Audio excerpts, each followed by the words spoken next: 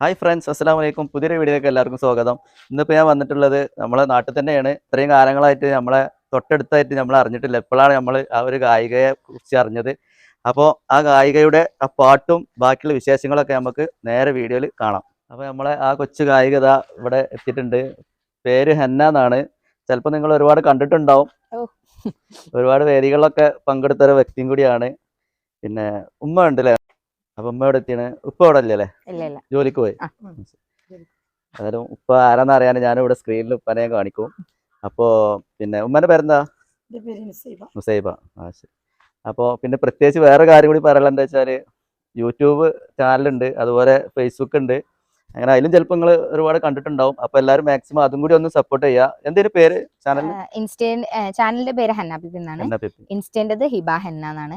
പിന്നെ Facebook Hannah Malappuram. അപ്പൊ നമ്മളിതിന് പറഞ്ഞ് പോരടിപ്പിക്കണില്ല. അപ്പൊ നമുക്ക് നേരെ ഹെന്നന്റെ നല്ല അടിപൊളി പാട്ടൊന്ന് കേൾക്കാം. അപ്പൊ നമ്മളെ പ്രേക്ഷകർക്ക് വേണ്ടി ആ പാട്ടൊന്ന് പാടി കൊടുത്താലോ? ഉറങ്ങുന്ന നേരം ഉമ്മാനി വീണു, ഉടനെ തഴുകിടും വ്യതമാറും, ഉലകിൽ ചിറകുയർത്തി പാറും. എത്ര ഉമ്മമാരതിന്ന് പള്ളിക്കാടിറങ്ങി, എത്ര മക്കളോടിച്ചെന്ന് ഉള്ളു നൊന്തു വിങ്ങി.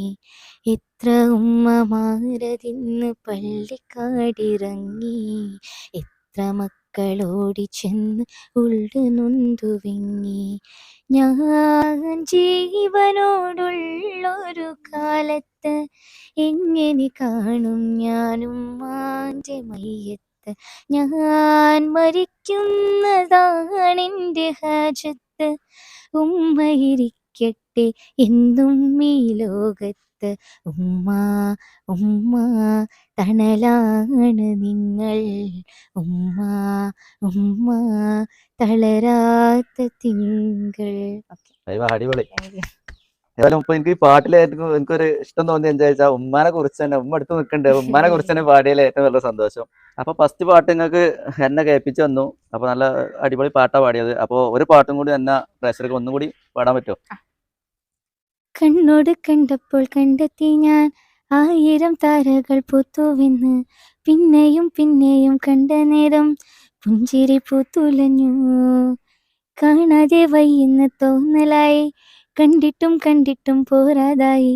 തൊട്ടപ്പോൾ ആത്മാവിൽ തേൻ നിറഞ്ഞു, പൂ പോലെ നീ വിരിഞ്ഞു. ഉള്ളിലൊളിച്ചൊരു മോഹമെല്ലാം കള്ളത്തരങ്ങളെ തുള്ളികളായി, കണ്ട നേരം കൊണ്ടലായി, കൊണ്ടലിൽ വിങ്ങലായി. മിന്നൽ വള കയ്യിലിട്ട പെണ്ണഴകേ. അപ്പൊ അന്നമോളെ നമുക്ക് അടിപൊളി ഇപ്പത്തെ ട്രെൻഡ് പാട്ടൊക്കെ നമുക്ക് പാടി തന്നെ. പിന്നെ അത് മാത്രല്ല, അന്നമോളെ ഉമ്മ നല്ല പാട്ടുകാരിയാണ്. അപ്പൊ ഉമ്മാന്റെ 2 പേര് പാട്ടും കൂടി നമുക്ക് കേൾക്കണം. പടവാള് മിഴിയുള്ളോള്, പഞ്ചാര മൊഴിയുള്ളോള്, പദപൊ ചിരിയുള്ള പൂങ്കനിത്തേവി പെണ്ണ് സൈനബാ ബീബി. അയ്യോ അടിപൊളി.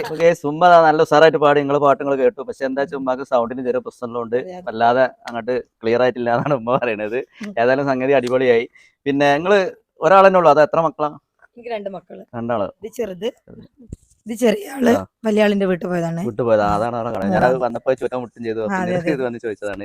2 മക്കള്. ഓക്കെ. പിന്നെ അതായത് പിന്നെ ഒരു കാര്യം കൂടി ചോദിക്കണം. എന്താ വെച്ചാല് നിങ്ങള് സ്റ്റേജ് പ്രോഗ്രാം അങ്ങനെ എന്തെങ്കിലുമൊക്കെ വരികയാണെങ്കിൽ പാടിക്കൂടെ? അപ്പൊ ഞാൻ ജസ്റ്റ് ചോദിക്കാൻ കാരണം എന്താ വെച്ചാൽ ഞാൻ അടിയിൽ നമ്പർ കൊടുക്കും.